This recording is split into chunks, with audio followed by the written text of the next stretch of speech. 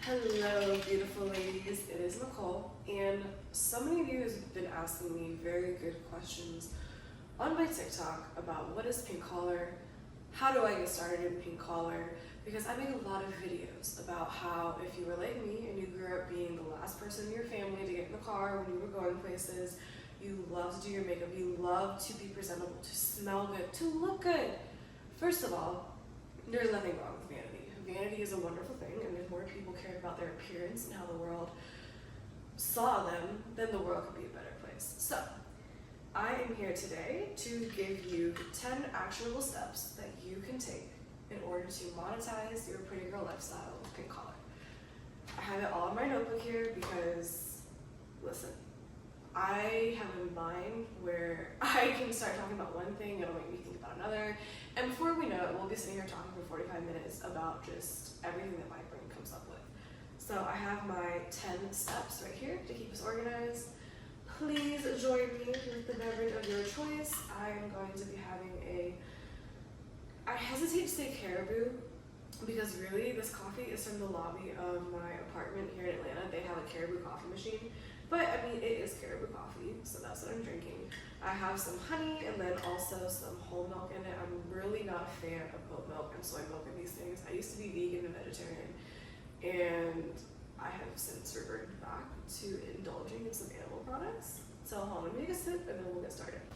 First of all, what is pink collar? Pink collar is female-focused and largely staffed industries that target women as their ideal consumer. So generally, this is going to be the beauty and the wellness industry. I'm going to keep it just that. I had a lot of comments asking me about, is OBGYN pink collar, is this, that, and the third pink collar, and really, I centralize this in the beauty and wellness industry. So to me, a pink collar would be esthetician, hair salons, head spas, lash techs, nail artists, medical and aesthetic spas. These get a little bit more advanced and typically get more into nursing and medical practice. I would not consider dermatology and things of that sort to be pink collar because they service everyone, men and women. Pilates, that would be pink collar because largely women are the target consumers of Pilates. You don't see very many men signing up to go wear their Lululemon and Aloe and do reformer Pilates for an hour with the girls. There's a few, but not many. So, if you're interested in how you can monetize your natural sense of beauty, style, glam, scent, just a general love for making yourself and the world around you beautiful, then stick around because you're going to want to hear how to do this because each and every one of you is capable of being paid to exist. We live in the digital age where this is possible now more so than ever. So if you want to do this as a feminine woman, let's get into it. So the first thing first is you're going to figure out what your personal care routines are that you absolutely love. Don't think about the weekly or daily routines that you don't look forward to. Like, for example, if you hate shaving your legs, if you hate waxing, being a waxer is probably not the way to go for you. However, if you love doing a hair mask, you love doing a blowout, you love to try out the latest seasonal hair color trends, maybe check into being a hairstylist. If you are very interested in the symmetry of the face and what goes into actual anti-aging care, consider going into aesthetics or the medical spa route. Now, to help you determine what your gifts are that you can actually monetize, I want to introduce you to a Japanese concept called ikigai. This is something that my beloved friend and mentor shared with me when I was first getting started into my content journey. Well, not even really first getting started. I was always into it at this point, but she introduced it to me, and I wish I had found out so much sooner. So essentially what ikigai is it is 4 different circles. I'm gonna put it up here on the screen so you can get a visual as well as link a resource down in the description to walk you through the exercise. But it's helping you to determine what are you naturally gifted at, what did you love as a child, what do people compliment you on, what could you do every single day and get completely lost in the flow of it and lose track of time, and which of these items are goods and services that people are searching for and that you can charge. So once you have 1, figured out your personal care routines that you love, and 2, gone about having the ikigai practice of determining all the areas and facets of yourself and your natural gifts and talents and how you can use them to serve the world, I want you to start getting constructive with it. Because for your feminine energy to thrive, you need a masculine container. I'm gonna take a sip of my coffee, hold on. And this is gonna be especially good if there's numerous parts of beauty and wellness that you really love. You're going to go on your phone, your computer, go to your library and do this if you don't have access to electronics. We are going to go on Google Trends and research the projected trends and hot zones for your favorite industries in beauty and wellness. So you're going to pull up a tab on Google Trends. You're going to look up the keyword, for example, lash artist, nail artist, lash tech, esthetician, hairstylist, hair colorist, hair cutter.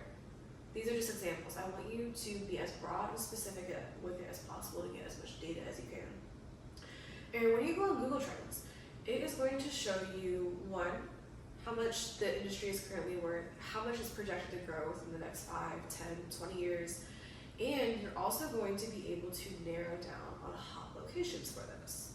So this brings us into number 4. You're going to research the unit economics and the revenue models. So let's say you want to compare both wellness spas, med spas, and aesthetic spas, because you don't know maybe which of the 3 you would enjoy the most or which will be the most profitable for you to get into. You are going to look up, after you look in Google Trends and see how much each one is growing, which one is growing more than the other, and which locations they're most popular in, you're going to then look into the unit economics and revenue models. So what your unit economics are is, how much are these industries charging for their services? How much does it cost these industries to provide the services? And what is the average monthly recurring revenue for these? So for example, medical spa industry. I keep mentioning this because it's something I myself have been researching. Lip filler. Average is about $1,000. Now there's many more services that different places will offer, like body contouring, lasering. You can even get into different lymphatic massages, and then you have the add-on products of medical grade skincare, aftercare products, things of this sort. You want to understand kind of what their core services are, how much the core services are costing, and how much they're really averaging on a monthly and yearly figure. And also, how much is it costing them to provide these services? For med spas, example, they have a low, I believe it's called consumables. So it really doesn't cost them a lot of money to actually get the vials of the Botox, the needles, the gloves, the sanitary products. What does cost them a lot, however, is their operational costs of staffing, the building that they're in, the power usage, things of this sort. And I think very similar for hair salons as well. Their product costs, what they are paying to get their back bar and their retail is generally pretty low, but the cost of hiring stylists, if they're doing a hourly structure as opposed to a commission, can be higher. So these are all things that you want to look into. You want to get the numbers, because getting the numbers will help you to narrow down on your ideas and determine which one is the best for you to follow. Now we're at number 5, and this is where the hot zones in Google Trends is going to do you very well. It's going to show you the top cities and locations that have searched for these services. For example, Sandy Springs, Georgia, hot location for med spa services, plastic surgery, all of this. So where do you want to live and offer these services? Think about it. Where do you want to offer these services? You don't have to be constrained to one city, but it's best to start in one city, specialize, and move on from there. You can use different resources I believe astrologycafe.com, astra.com, AstroSeek. Look up your birth chart information for the astrocartography, and that'll show you different cities and locations around the world that'll activate certain parts of you, maybe is a certain city better for you in a business and financial perspective. Take all of this into consideration. Now, we're moving on to number 6. I'm gonna get another sip of my coffee here. Also, I feel like my voice is not as strong as it normally is. I'm in Atlanta right now, and we're in that weird zone where summer is ending, but it's not quite cold enough to start wearing sweaters and things. And I always get this seasonal head cold whenever this happens. My nose is a little bit congested. I was blowing my nose all last night, Anyways, that's why my voice sounds the way that it sounds. Okay, where were we? Number 6. Hold on, I think I have to sneeze.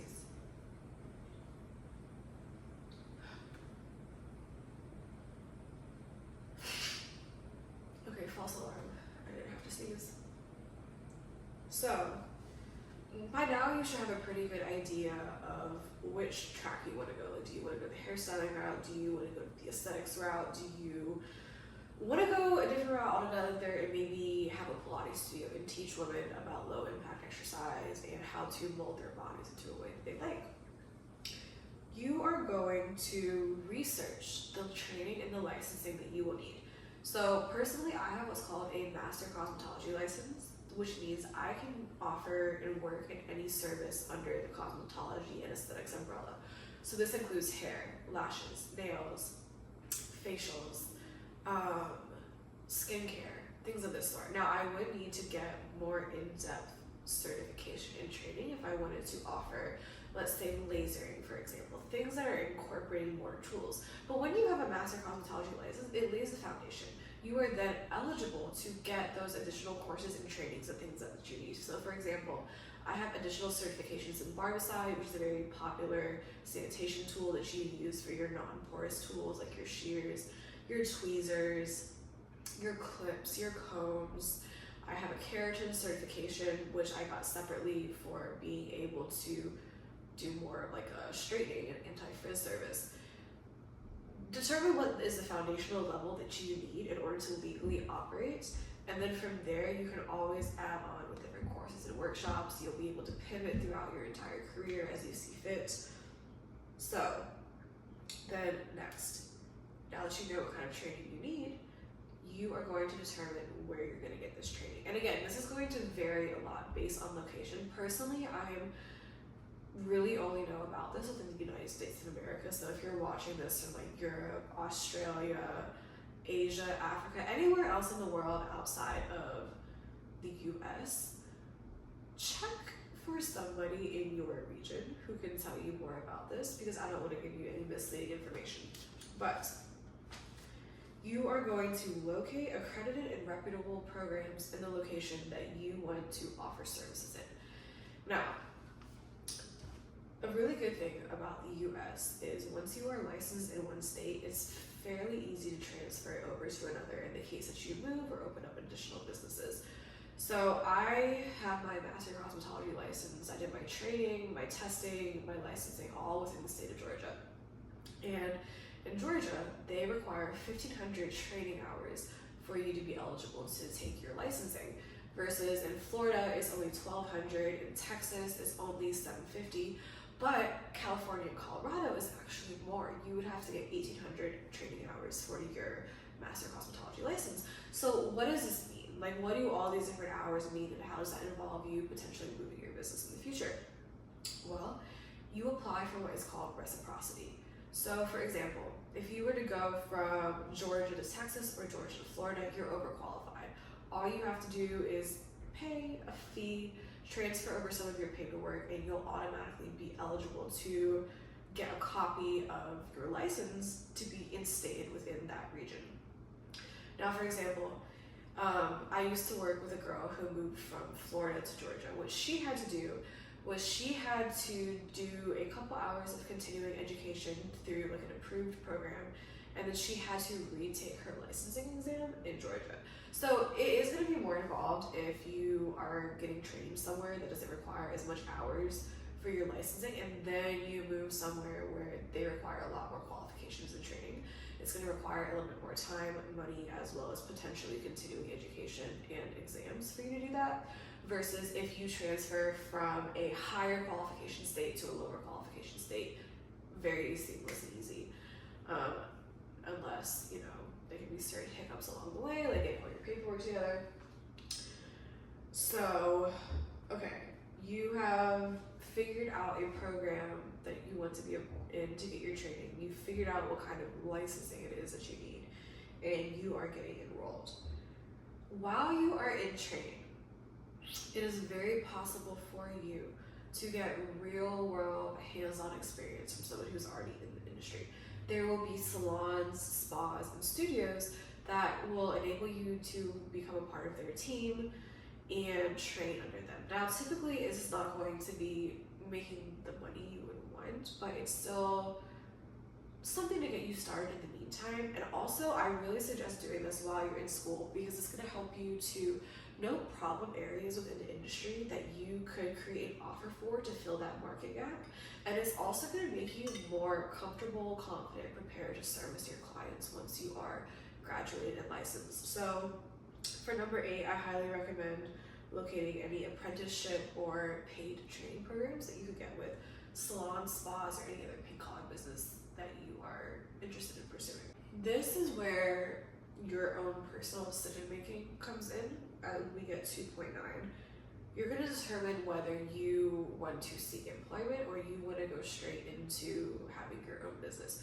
Personally, I have done both. Within the hairstyling space, I have been an intern, I've been an assistant, I have done booth rental, I have done commission only, I have done hourly plus commission. There's a lot of different structures that different salons and spas will offer.